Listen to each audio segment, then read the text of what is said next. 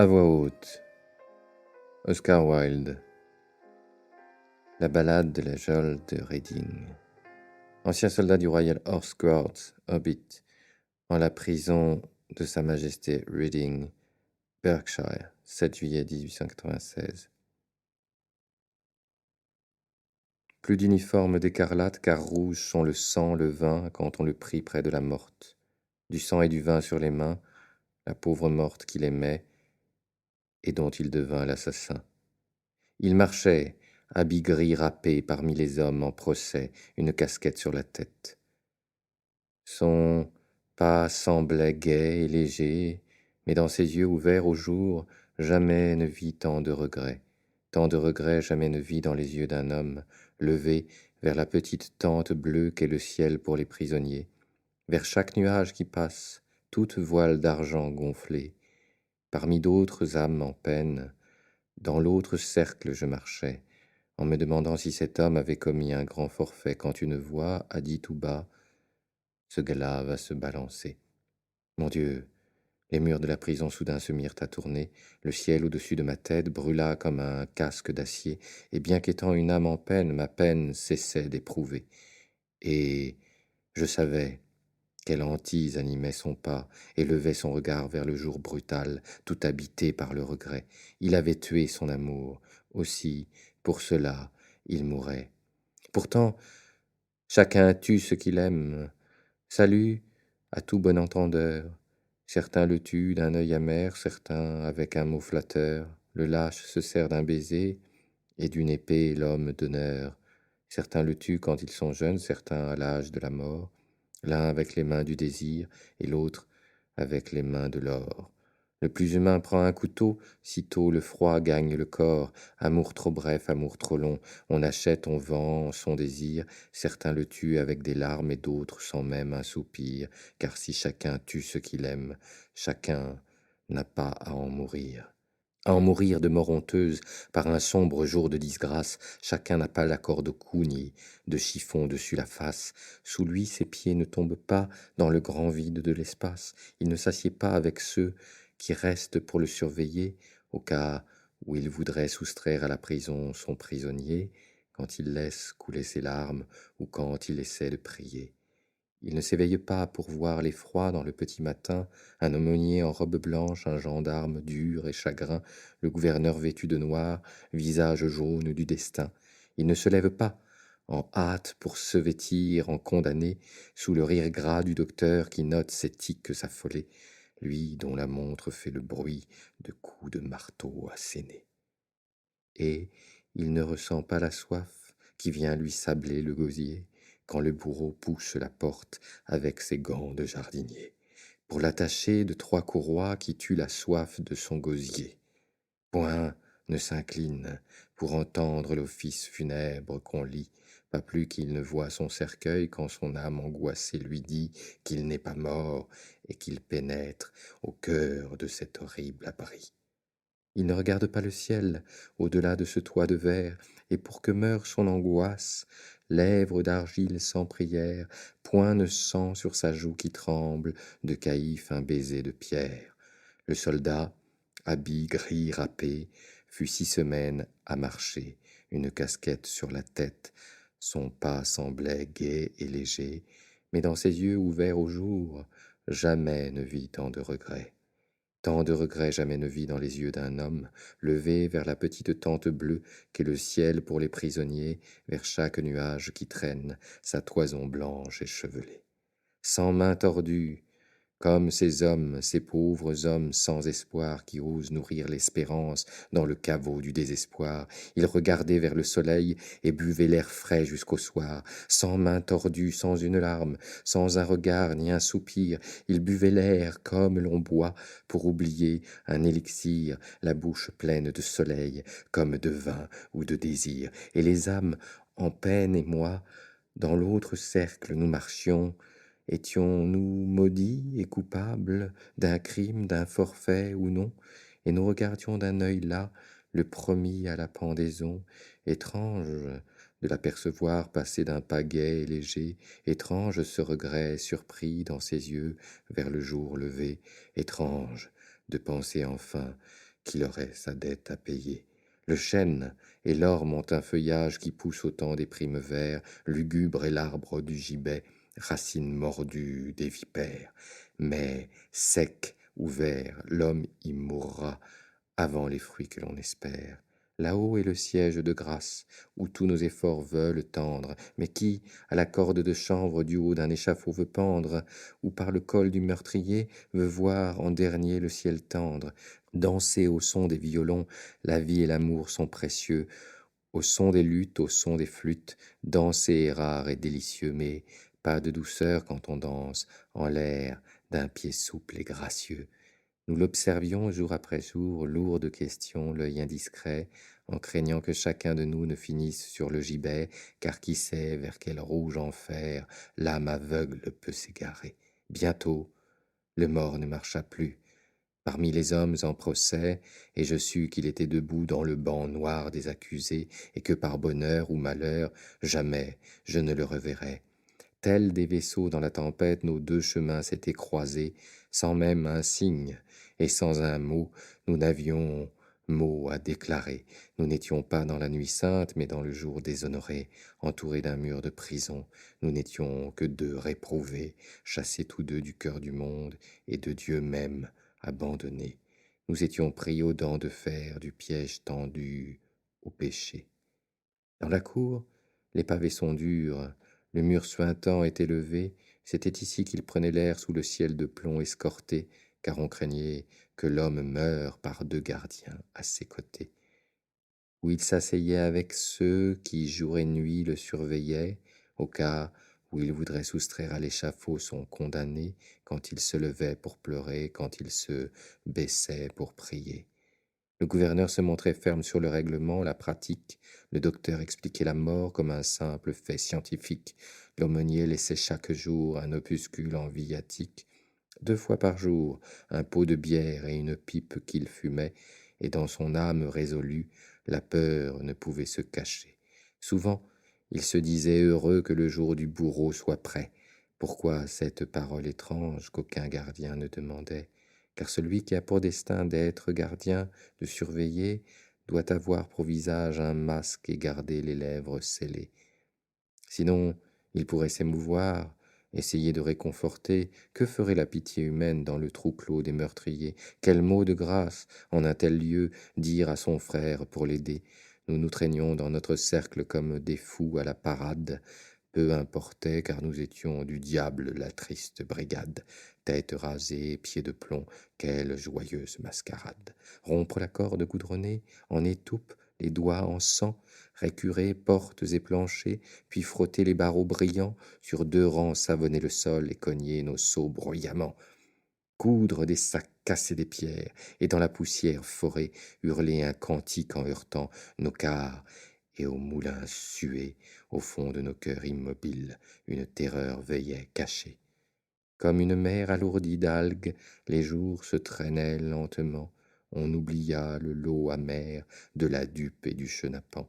Mais un soir, rentrant de corvée, on passa près d'un trou béant, la gueule jaune de la tombe, une proie vivante attendait, et la boue réclamait du sang. Au cercle d'asphalte assoiffé, nous sûmes qu'avant l'aube claire, un homme se balancerait. La mort, la peur et le destin nous laissèrent l'âme occupée. Le bourreau et son petit sac traversèrent l'obscurité, chacun trembla en se glissant dans sa tombe numérotée. Ce soir-là, des formes de peur remplirent les couloirs déserts, des pas glissèrent en silence dans toute la cité de fer. Près des barreaux, nuit sans étoiles, des visages blêmes guettèrent. Ils reposaient comme on repose et rêve en un plaisant jardin. Les gardiens l'observaient dormir et se demandaient incertains comment peut-on rester si calme quand le bourreau vient au matin.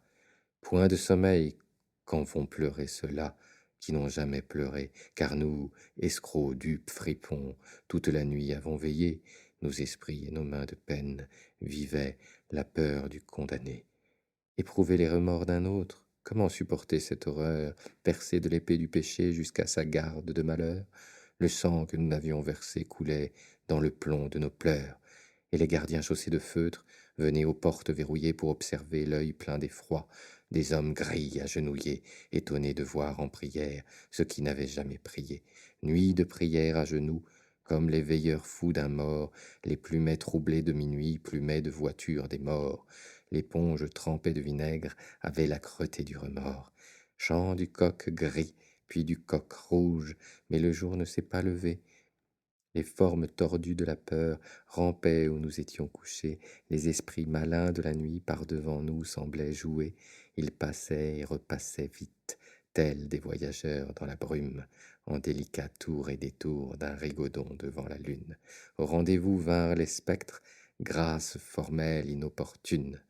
On les vit s'enfuir grimaçant, ombre frêle, main dans la main, ici et là, troupe fantôme qui menait le bal du malin, arabesque damnée, grotesque, le vent sur le sable au matin. Pirouettes de marionnettes, danse des pieds, danse des corps, et leur flûte soufflait la peur, un chant si long, un chant si fort, pour une affreuse mascarade, un chant à réveiller le mort. Oh, criait-il, le monde est vaste, boiteux sont les pieds entravés, jetez les dés une ou deux fois, et un jeu des plus distingués dans la triste maison de honte, père, qui joue avec le péché. Ces bouffons étaient bien réels qui folâtraient avec gaieté pour ceux qui étaient dans les fers, dont les vies souffraient enchaînées.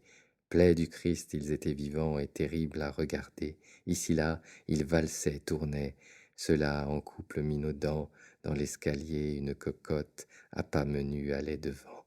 Ricanement, œillade en coin, dans nos prières nous aidant.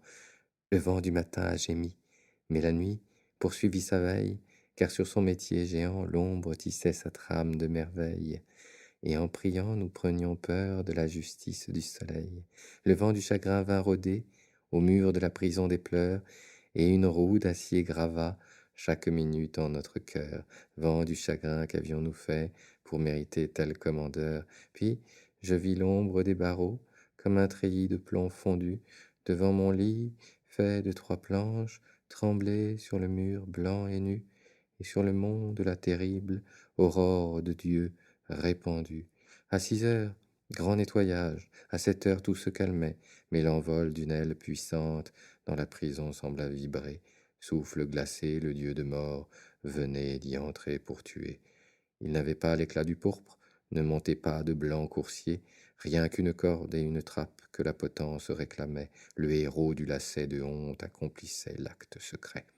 Comme des hommes qui tâtonnent dans l'ordure d'un marais noir, nous n'osions dire une prière ni montrer notre désespoir. Une chose était morte en nous, et cette chose était l'espoir. La sinistre justice humaine suit droit sa route rigoureuse, fauche le fort, fauche le faible, d'une démarche malheureuse, d'un talon de fer tue le fort, la parricide monstrueuse. Et nous attendions les 8 heures, la langue de soif épaissie. Les 8 coups sont ceux du destin par lequel un homme est maudit. Le destin prend un nœud coulant pour le meilleur et le bandit, car nous n'avions rien d'autre à faire qu'attendre que l'heure ait sonné. Comme des rochers solitaires, nous restions sans bouger, muets, mais chaque cœur battait très fort, comme un tambour de forcené. Puis l'horloge de la prison a fait vibrer l'air brusquement, et la geôle émit une plainte dans son désespoir impuissant, cri de lépreux dans son repère au fond de marais effrayants, comme on voit des choses horribles dans le cristal d'un rêve enfui. Nous vîmes la corde de chanvre fixée à la poutre noircie, et le bourreau qui étranglait une prière dans un cri. Cette douleur qui l'étreignit, jusqu'à pousser ce cri hanté, regret violent, sueur de sang, nul mieux que moi ne les connaît, qui a vécu plus d'une vie, plus d'une mort doit éprouver. Pas d'office dans la chapelle, le jour où un homme est pendu, l'aumônier a le cœur trop faible ou le visage trop tendu, ou ce qui s'écrit dans ses yeux, par aucun ne doit être lu. On nous boucle jusqu'à midi, puis on sonne la cloche vive des gardiens, la clé sonore ouvre les cellules trop attentives pour prendre l'escalier de fer de son enfer, chacun s'esquive. Dans l'air pur de Dieu nous sortons, mais pas comme à l'accoutumée, car un visage est blanc de peur, gris l'autre visage levé. Mais dans les yeux ouverts au jour, jamais ne vit tant de regrets, jamais ne vit dans les yeux des hommes levés vers la petite tente bleue qu'est le ciel pour les prisonniers, vers chaque nuage qui passe dans une heureuse liberté. Parmi nous, il y avait ceux qui avançaient tête baissée, ils savaient qu'une vraie justice aurait dû les exécuter, ils n'avaient tué qu'un vivant. Eux, c'est le mort qu'ils avaient tué. Car celui qui pêche de foi livre une âme morte au tourment, l'extrait de son linceul taché fait à nouveau couler son sang, fait couler d'énormes caillots et la fait saigner vainement. Singes, clowns, habits monstrueux marqués de flèches étoilées, nous tournions sans fin en silence glissant dans le cercle asphalté. Nous tournions sans fin en silence, sans qu'un seul mot soit prononcé. Nous tournions sans fin en silence, et soufflait le terrible vent dans l'esprit vide de chaque homme de ses souvenirs effrayants, car si l'horreur rampait derrière, la terreur paradait devant. Surveillant leur troupeau de brutes, tous les gardiens se rengorgeaient avec leur tenue du dimanche, l'uniforme qui reluisait, mais la chaux vive de leurs bottes nous disait ce qu'ils avaient fait. Il n'y avait que sable et boue, où s'était ouverte la tombe. Le long des murs de la prison, on ne voyait aucune tombe. Un petit tas de chaux ardentes servait de linceul à cette ombre. Ce misérable a un linceul que peu pourraient revendiquer au fond d'une cour de prison, et pour sa honte dénudée, c'est là qu'il gît, les fers aux pieds d'un drap de flamme enveloppé. Très lentement, la chaux ardente ronge chair et os tour à tour. Pendant la nuit, les os cassants, la chair tendre pendant le jour, ronge chair et os lentement, mais ronge les cœurs pour toujours. Pendant 3 ans, on ne pourra ni planter ni semer. Pendant 3 ans, l'endroit maudit sera stérile et désolé, et sans reproche il fixera le ciel d'un regard étonné. Un cœur d'assassin souillerait, croit-il, le grain semé ici. Faux, la tendre terre de Dieu est plus tendre qu'on ne le dit. La rose rouge y est plus rouge, et la rose blanche y fleurit. Pour sa bouche, une rose rouge et une blanche pour son cœur, qui peut savoir comment le Christ nous dit son chemin de sauveur. Le bâton sec du pèlerin devant le pape ouvre ses fleurs. Les roses blanches de lait ou rouges ici jamais ne fleuriront, car on ne veut nous accorder que cailloux, silex et tessons. Ils savent que les fleurs apaisent le désespoir de la prison, et des roses rouges ou blanches, jamais pétales ne tomberont sur ce sable et sur cette boue, près de l'affreux mur de prison, pour dire à ceux qui tournent là, Christ est mort pour votre pardon. Aussi bien que le mur affreux l'entoure de tous les côtés, bien qu'un esprit ne puisse errer, la nuit avec les fers aux pieds, bien qu'il ne puisse que pleurer, qui repose en terre damnée. Il est en paix, ce misérable, où la paix sera vite en lui, plus rien ne peut le rendre fou, pas de ténèbres, car il n'est ni soleil ni lune dans la terre obscure où il gît. Ils l'ont pendu comme une bête, le glas n'a même pas sonné, un requiem qui eût offert la paix à son âme angoissée, puis ils l'ont emporté très vite et dans un trou ils l'ont caché. Ils lui ont ôté ses habits, aux mouches l'ont abandonné, ils ont raillé son regard fixe et sa gorge rouge et enflée, puis ont jeté avec un rire leur linceul sur leur condamné. Et l'aumônier n'a pas prié sur sa tombe déshonorée, ne l'a pas marqué de la croix qu'aux pécheurs le Christ a donnée, pourtant cet homme était de ceux que Jésus descendit sauver. Mais tout est bien, il a franchi la borne à la vie assignée, et les larmes d'autrui empliront l'urne brisée de la pitié, des réprouvés le pleureront, toujours pleurent les réprouvés.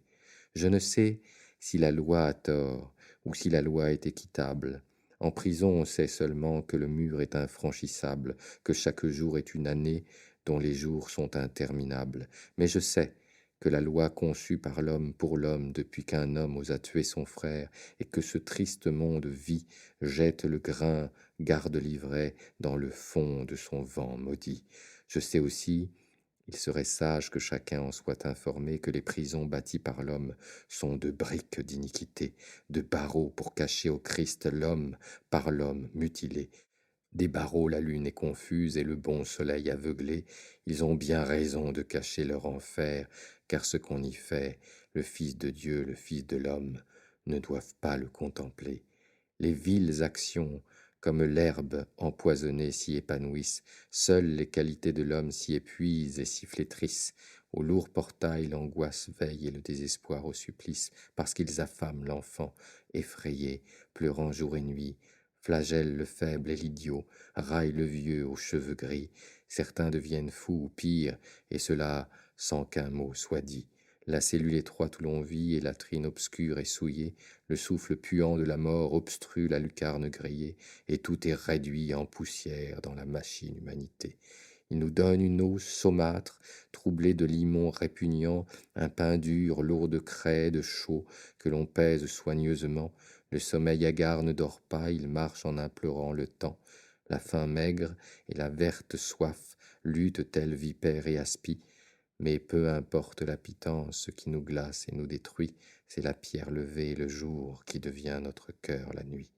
Minuit au cœur dans la cellule, sombre, nous tournons le forêt, nous rompons la corde en étoupe, chacun dans son enfer privé, et le silence est plus affreux que la cloche d'airain sonnée. Et jamais une voix humaine ne nous dit un mot d'amitié, car l'œil derrière le Judas reste sévère et sans pitié. Là, nous pourrissons dans l'oubli, le corps et l'âme saccagés, et ainsi nous rouillons la chaîne de la vie, seule et dégradée. Certains jurent et d'autres pleurent, lui ne s'est jamais lamenté, mais les lois de Dieu sont clémentes, un cœur de pierre y est brisé. Dans la cellule ou dans la cour, de chacun se brise le cœur, comme le vase qui donna son trésor à notre Seigneur, livrant dans l'antre du lépreux, du nard les précieuses odeurs. Ah, heureux l'homme au cœur brisé qui gagne du pardon la paix. Comment sans réformer sa vie, laver son âme du péché, comment, sans un cœur qui se brise, le Seigneur pourrait-il entrer?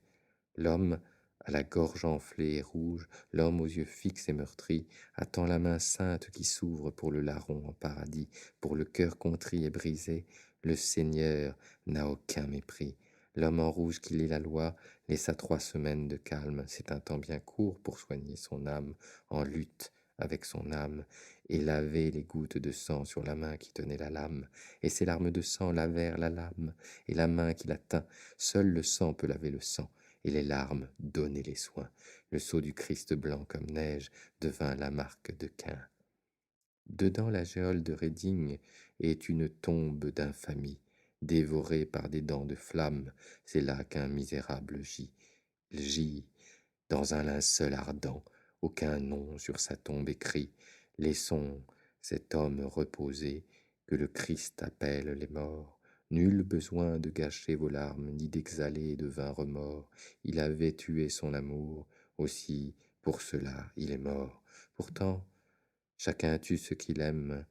Salut à tout bon entendeur, certains le tuent d'un œil amer, certains avec un mot flatteur, le lâche se sert d'un baiser et d'une épée l'homme d'honneur.